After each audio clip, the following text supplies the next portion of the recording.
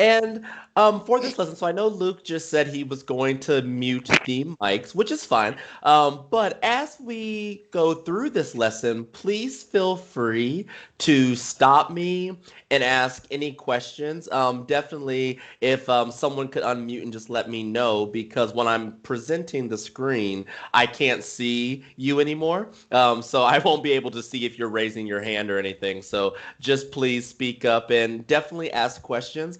I wanted this to be a little interactive as well because I feel, there might be some situations or some things that happen in your classroom that maybe you would want to know a specific phrase or how you could speak to the students for that situation. And just feel free to ask. So, first, what we'll cover is just kind of a breakdown through the class. So we'll start with the beginning of class and then go into during class, which will be the main focus of today, which will include just giving instruction, sequencing. So, like, do this first. Please open your books to this. Once we finish, we will do X. So just kind of the pacing and what's happening in a sequential order during class. Then we'll work on error correction phrases, and then everyone's favorite, some behavior management, just in case we need to use that in class. And then we'll go through the end of class. So, like I said, anytime you want to stop or you have any specific questions, feel free to let me know, and we'll just stop and I can answer anything you have. Okay. So to start, we'll go over to the beginning of class. And so for this topic, what I focused on were things that you could say just get class started, but maybe not necessarily all of the greetings. So when students are first coming in the class, you may say, "Good morning, class," "Good afternoon, class." You could also ask your students how they are. So, how's everyone doing today? If it's a class at the beginning of the week, like maybe on Monday, you could say, "How was everyone's weekend?" So, I didn't put those general greetings on this slide, but those are just kind of general things that you could say. And I think most of you probably know a few of the greetings and things that you can say just as students are entering the classroom. But we'll start with time to begin. So the time to begin phrases, these would be when you're about to start your lesson and ways that once the children are in your classroom and they've gotten seated, then you can say any of these phrases. So we can start with let's begin our lesson now, or let's begin our class now. Is everyone ready to start? Now that's kind of we call it a rhetorical question. So in this one, is everyone ready to start? Sometimes you might want the children to say yes, they're ready, but also you can use this phrase just as a phrase that's not expecting the students to actually answer. So is everyone ready to start? Um, I hope you are all ready for your English lesson. That's a good one. I think we can start now, or even now let's get to work. So let's get to work. Now let's get to work. That is a very common phrase in English just getting started with any project. So whether it be the lesson, whether it be a test or a special project, you can always use the phrase let's get to work as a start off for that phrase. Any questions there?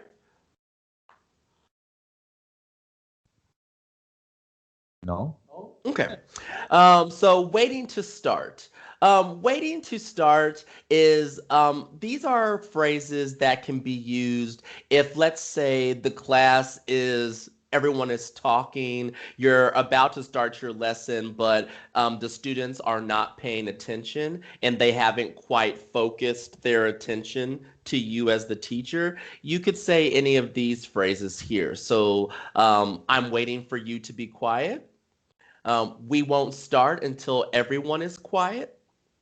Now, this next one, stop talking and be quiet, that one is a little bit more serious. So I would say on this one, if it were a situation where your class and the students weren't listening or they weren't focusing their attention and they weren't quieting down, this is a more stern phrase, stop talking and be quiet. The other ones are a little gentler and a little nicer, but that one's a more stern phrase and definitely with a little more seriousness. And then lastly, settle down now so we can start. Next, we have attendance. So just if you need to take attendance in class to see who is present and who is not, you could ask who is absent today, who isn't here today, or you could ask a student directly, why were you absent last Friday? Now, I know in the classes that I've observed, I haven't seen attendance taken, but that could also be something that's happening in the background that I don't see as much. So just if you need attendance, those are some possibilities. And last but not least, students being late to class. This also hasn't been a problem that I've seen, but I'm sure on occasion students may be late to class. And here's a few phrases you could use. Where have you been? We started 10 minutes ago. What have you been doing? Did you miss your bus? Did you oversleep? Like they slept too long, missed their alarm? Or don't let it happen again, as in, again, a more stern, more serious phrase. If you have a student that maybe is late often or has been late several times in the past, this could be a phrase that you could use there. So all of these are appropriate for starting a class and getting things going. So I'll pause there before we move on to the next piece and just see if there are any questions or if anyone has any special situations that they want to bring up or consider in this first part. Okay, any questions? Those were all pretty straightforward, I think. I think it's very hard to ask students to focus. They get distracted all the time. Yes, yes, and I think so. Some of those phrases, especially on the waiting to start. So the waiting to start area, which I'll go back to, I'll start sharing my screen again. The waiting to start, those are good phrases to use not only in the very beginning of class, but even if you're having trouble getting students to pay attention during the class. So for instance, if we're doing a group project or we're doing group work and it's time for the students to stop what they're doing and pay attention again, you could use some of these phrases like, we won't start until everyone is quiet, and then you can wait. Because then that kind of lets the students know that we're not going to move on until we get everyone's attention and everyone focuses on the teacher. So I think these phrases could be good throughout the class, not just at the very beginning of class. These are ways that you could get their attention. Okay, thank you. Chris, do you have any questions?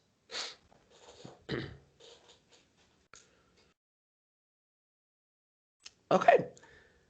All right. So we'll now move on to during class, and I'll go ahead and present again so everyone can see. So during class.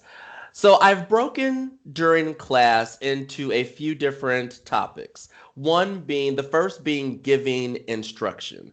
So I have a lot of phrases listed here, and I won't read through every single one, but the point of these giving instruction phrases are when you're actually starting some type of activity. So let that be if you're about to explain a topic. So let's say today we're studying simple past tense and you're about to give the lesson for the day or start a reading assignment or start a listening assignment. These are all phrases that can be used to give instruction and to give direction as to how to get started on an assignment. So here, just looking through this list, we have a few different things. So as about halfway down the first column, so about here, We see the open your books to page.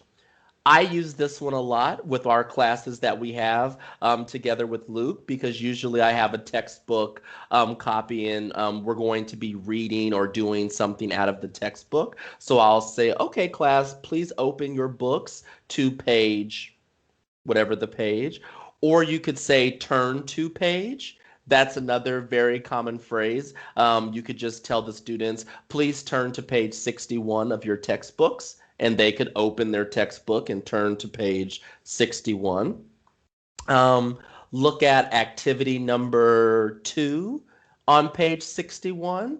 We also have listen to this tape, watch this video, repeat after me. If you're going to say a phrase and you want the students to repeat that phrase. Also, timing. So you have 5 minutes to do this. This last one here, that could be given for any amount of time. You have 10 minutes to complete this project. You have 8 minutes to do this. And then some more instruction over here. So all together now, if you want the entire class to say something. The whole class, please. I want you all to join in. These are phrases you can use for the entire class to participate.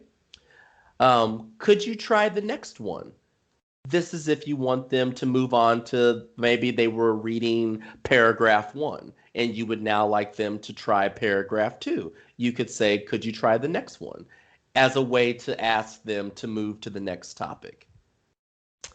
Also, who would like to read? This is a good one. If you want to elicit volunteers, if you want to get volunteers to do something, either read or maybe they need to present a writing assignment. Maybe you want them to read their writing assignment out loud to the class. So you can ask, who would like to read? And wait for students to raise their hands. Which topic will your group report on? If they have a choice, maybe they have several options and you want them to pick one option. You can ask, what topic will your group report on?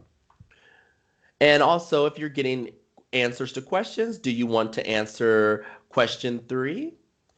I think one thing that I want to point out with some of these questions is it seems like when we're wanting a student to do something, oftentimes in a more polite way, we will ask a question or ask if they would like to do it, even though it's a means of assigning something. So maybe I want Philip to answer question number 3. So I would say, Philip, do you want to answer question 3? This is a means of me essentially telling Philip to answer question number 3, but it's just a nicer way to do it versus saying, Philip, answer question 3. You can pose it as a question. Do you want to answer question 3? And go from there. Um, Sometimes, depending on your students, and I think as teachers, as we work with students, we learn our students and we learn their behaviors. If you have a student who maybe is a little more resistant to that type of thing, maybe you would want to tell them directly what to do, but forming it in a question, that's something that is commonly done in English as a means of being more polite. Instead of demanding that someone do something, you pose it as a question, and essentially kind of lead them to do what you're asking. Any question on that? As any of you are looking through these Okay. phrases, do you have any questions about what some of them mean too? Sorry, Luke, go ahead. Please raise your hand. So did you see I raised my hand? Oh no, I I cannot. No, now I can. If I'm in present mode, I can't see Oh, see. that you've raised your hand. So you have to speak up. Yeah, now I can see you if I'm not presenting. Yep. Yeah, it's something new. So Skype is trying to catch up with Yeah. Zoom. Yeah. Okay, so my problem with students is sometimes nobody wants to volunteer. What would you say to them if nobody wants to volunteer to answer any questions? at that point, if no one wants to volunteer, I do think then it is up to you to assign someone to do it. So at that point, you would change it from a question to actually saying, Philip, how about you go ahead and read question number 3 for us? And so if no one volunteers, then you do have to go in a more direct route and actually assign the question. It's just usually in the beginning, what you're hoping for is that if you say, who would like to read? You're you're hoping that someone will be like, I'll read. And if not, then that's when you would go into the, okay, well, Susan, could you go ahead and take our first paragraph? Or, could you go ahead and read number 1 for us then, Susan? And so, and I think also as the class, as you use those different that method of asking, and then if no one volunteers, telling someone to do it, our hope is that, or at least my hope is that eventually students will know that, well, if I don't volunteer or if no one volunteers, they're just going to get assigned to someone to read anyways. It's not like we're not going to do it. It's still going to happen. It's just whether I'm told to do it or whether I just, okay, I'll just read it. And so hopefully as you continue that, more students will start volunteering. Okay, got it. All right. Any other questions about giving instructions? Any other maybe pain points or any other issues that any of you have had with giving instruction in English that I can talk through?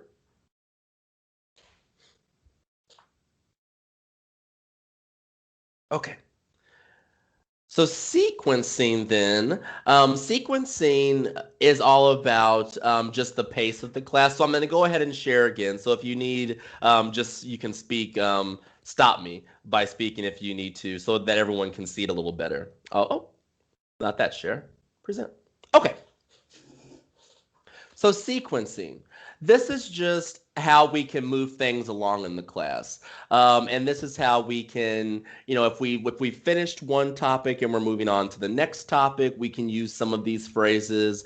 Or if we have our students working on a project and we need to move them to the next project, or we need to move them toward the end of class, or move things along, this is what these phrases can be used for. So the first one here, first of all today, it's kind of setting the first thing that you're going to do. Now we will go on to the next exercise. So that's just how we can move on. Have you finished?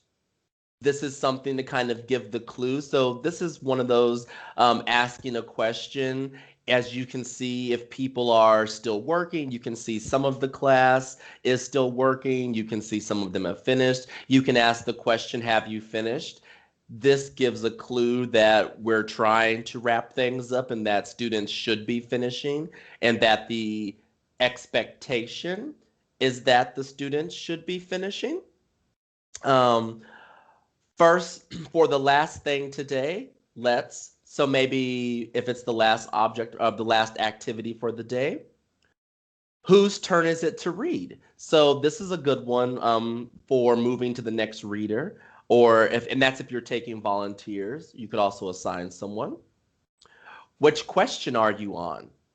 I like this question for figuring out where people are. So as you're working, asking which question are you on, this can kind of let you get a sense of how far your students are along in the class.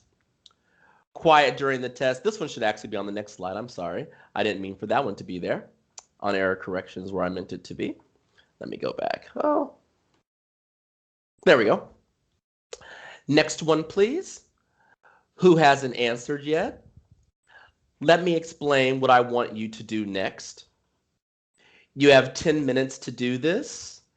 Your time is up, meaning that's the end. Finish this by, if you want to give a specific time, finish this by 10:15, finish this by 11. And this is also for the next one. These last two, they got on the wrong slide, but so don't mind the keep your eyes on your own work. But so sequencing, just moving things along in the class. Any questions here? Okay. No. Nope. All right, so error correction. Error correction, this is a big one, and we'll spend some time on error correction. So I've broken this slide down into a few different categories. I think correct is probably the most obvious one that I think many of you probably already know a lot of ways that you can say that something is right or that people have done or that students have done a good job. So I won't spend as much time on those. But where I would like to really focus on is the next three, especially the close but not right. So oftentimes what you may find, and I'm sure that we all have found before, is that a student will get part of an answer or even most of an answer right, but there might be just a little part of it that they didn't quite get correct. So you don't want to go that's right, correct, because it wasn't quite correct, but you do want to at least encourage that they got most of it correct, but still correct the small error that they have. And so this is a way that we can do that. So you were almost right. You were almost right. That's almost it. You're halfway there if they maybe got half of the question right. You've almost got it, and you're on the right track. You're on the right track is a good one because that means, that they are headed the right direction. They've got the right idea. So it at least gives them the positive reinforcement for going the right way. But then it also lets them know that there is a small adjustment that we should still make to make the correct answer or to get to have the correct answer. So these are some ones that you can use whenever a student is close to an answer, but still needs a little bit more. And so after you say any of these phrases, there's a couple of options that you have. You can either just stop there, like you could say, you've almost got it. How about you try again? Let's try that one more time to see. So then that lets the student say, I've almost got it, but I'm going to try to say it again. Or you can also go ahead and correct the student at this point if maybe you want to give them the answer, if that's where, depending on where you are in class and what the timing is, you may also want to give them an answer here too, like, oh, you're on the right track, but what we want to do here is XYZ, or you're on the right track, how we should have said that is, and continue.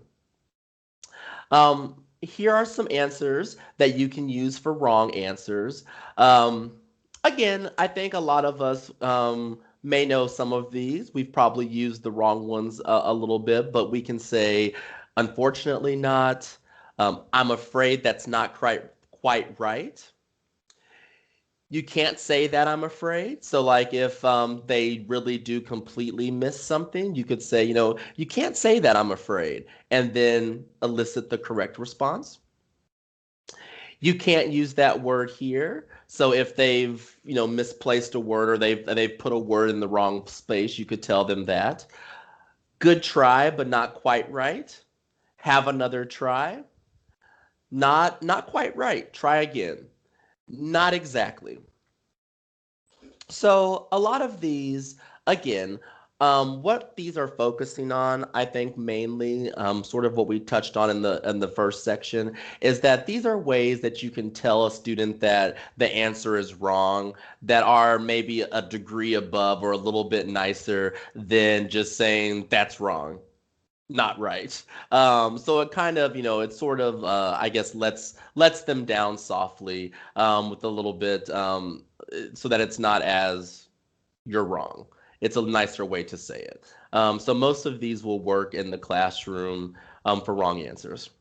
And then last but not least on this one, I have a section for if a student was wrong at first, but then they correct themselves. So sometimes what happens is that a student will, you might give them the close but not right. So you may say, you're almost right. Try it one more time.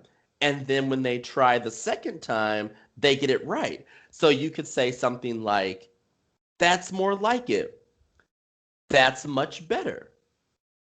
That's a lot better. If they really changed a lot and they made it much better, that's a lot better. Or you've improved a lot. These are ways that you can acknowledge that a student has made progress, that maybe they didn't do it right the first time, but now they understand now, and they've progressed, and they've got it right later. These are ways to acknowledge that and let them know that they've done a better job. Okay. So let's see. I'll stop there. And oh, we're in the forest. Let's see here. Okay. So any questions with that? I know we went through a few error corrections there. Um, any questions there? Okay.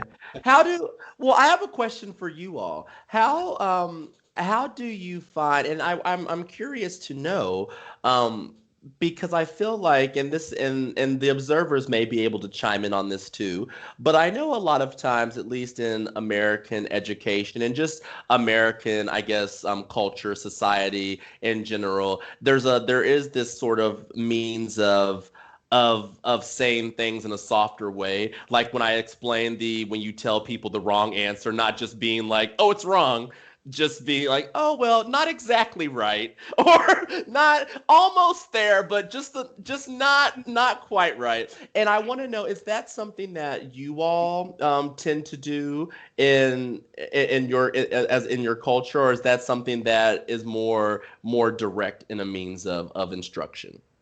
Because maybe I could also give some other phrases that could work if that's not typically how that would go. We will have Philip answer this question. 说我们是学生，有时候回答错，我们用很直接，还是会用鼓励性的。Oh, I think that's a different culture. So as you say, in West, you always use oh, encourage you, good job, yeah. But in Eastern culture, you say, oh, you should be blah blah blah blah. So I share an example with you. One day, my colleague told me her student, he asked student, why do you like the foreigner teacher? Not me, you know, but but not a Chinese English teacher. Student answer the teacher say because the foreigner teacher he always encourage me, and if I just say one word, the teacher say, hey, good job, you know. Yeah. Just very simple. So positive is very important. Positive is very important. So you compare with left side and right side. Left side is positive, and left side is negative, right? So I feel left side maybe in American the teacher always use left side word, but in Taiwan we always use right side. Right side, right. Okay. So yeah, you know that's a culture. It's culture, different culture. Okay.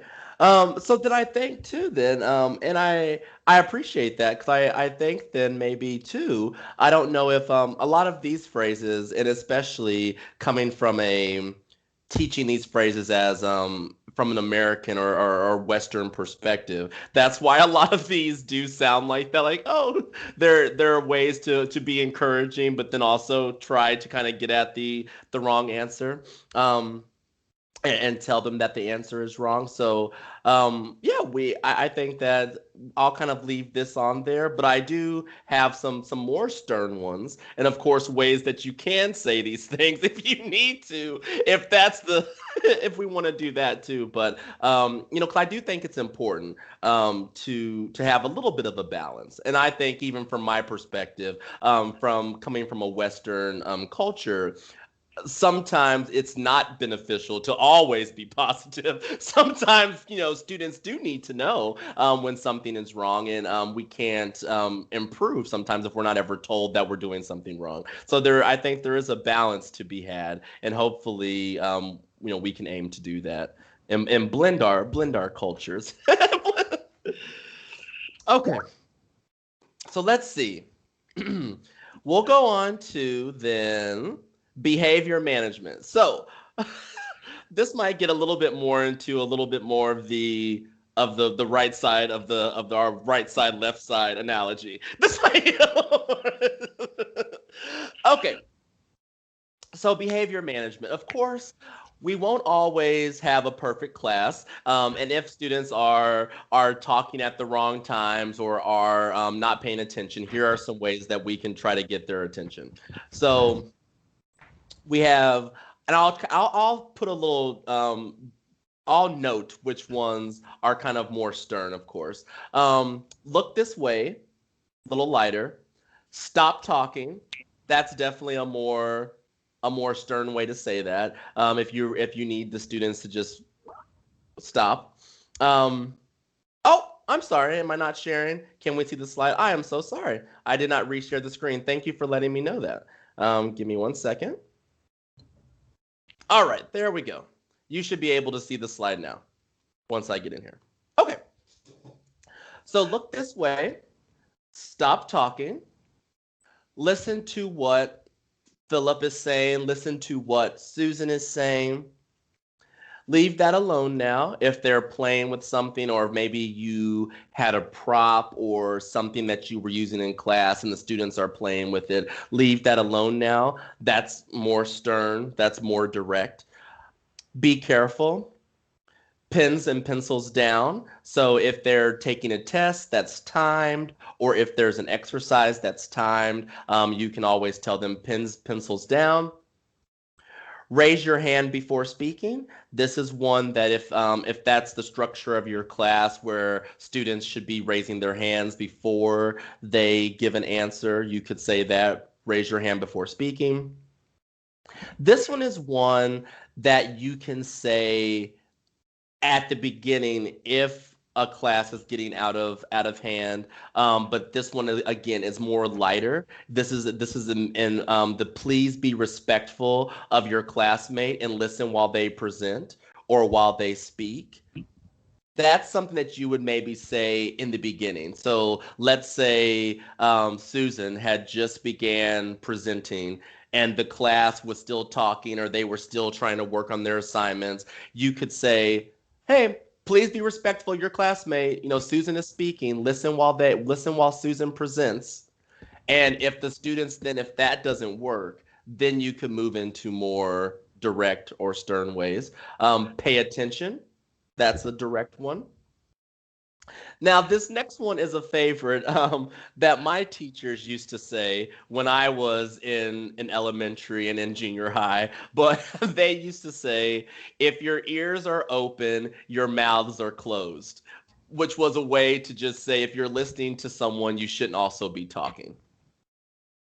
So that was one that I threw on here just because it was a little nostalgic. That's what I was told many times in elementary. That's and don't speak when others are talking. That's another one. And quiet, please. Mashed potato. So I think this one would be a good area. Does anyone have any special situations that they would like to discuss when it comes to behavior management? Because these were a few phrases, but I'm guessing that there may be some situations that happen that you may want to know, or someone may want to know good ways to handle something very specific. If you have anything, I'd be happy to answer those.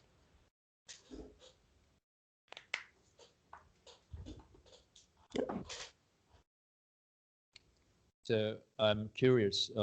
Mhm. The United States, of course, it depends on what if a student just doesn't listen to you.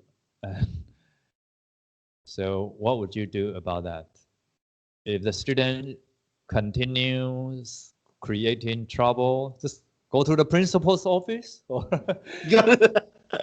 You know, and that's a good question. I think this is where a lot of different schools will have different policies. For me, in my classroom, if I came across like one particular student who was causing an issue, one thing that you could maybe do is separate them from, like, at least put them in another area of the class so that they are still in the classroom, maybe not to the principal's office, but will remove the distraction. Because sometimes, especially if they have friends that they are acting out with, then separating those students could help with that. And then also, I mean, then again, it also depends on, like you said, what your particular schools, because especially in America, there are a lot of definitely regulations, rules about what you can and cannot say and do with students. And so whatever school you're teaching at would have some some ways to get around that, but definitely making notes of it. I think one of the sense call parents is what they used on me. So yes, again, that's also something that could happen. Definitely taking record of that and discussing those things with the administration or with the parents, if that's an option, is something. But I think the separation is one thing that can definitely help, especially if the students are talking with each other and having problems focusing. Removing that distraction is sometimes good, could be helpful. Okay, thank you. Mm-hmm. Let's finish your presentation first. Yeah, and presentation. Oh, I guess we are getting close. So then after behavior management, let me just go here, reshare my screen.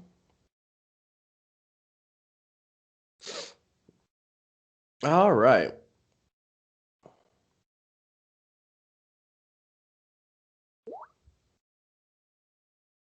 So after behavior management, we just have our end of class topics. So broke it down again, similar to the beginning of class, just some different areas. So time to stop is just a way that you could end a lesson, end a class. It's almost time to stop. I'm afraid it's time to finish now. We'll have to stop here for today. There's the bell. Turn in what you have. So this is a good one if the students were working on something toward the end of class. Maybe it was a quiz, maybe it was a test, but if you want them to, if the bell rings and you want to just collect whatever the students were working on, then you could use that phrase, turn in what you have. That's all for today. You can go now. That's a way to dismiss the class. A situation here that I put is the not time to stop. I know a lot of times if you're working on a project, especially individual work, I know even myself included when I was a student, you start looking at the time and you're like, okay, there's only 2 minutes left of class. There's only 3 minutes left of class. And you start packing up all of your stuff and you start getting your things together, but it's not quite time to stop class. Then you can use some of these phrases. The bell hasn't rung yet. There are still 2 minutes to go. We still have a couple minutes left. We have an extra 5 minutes. Or sit quietly until the bell rings. So this is especially if you're taking a test or you're taking a quiz and maybe some students have finished, other students are still working. You could use the sit quietly until the bell rings. Some next time phrases. We'll do the rest of this chapter next time. We'll finish this exercise next class. We've run out of time, so we'll continue next class. We'll continue this chapter next Monday.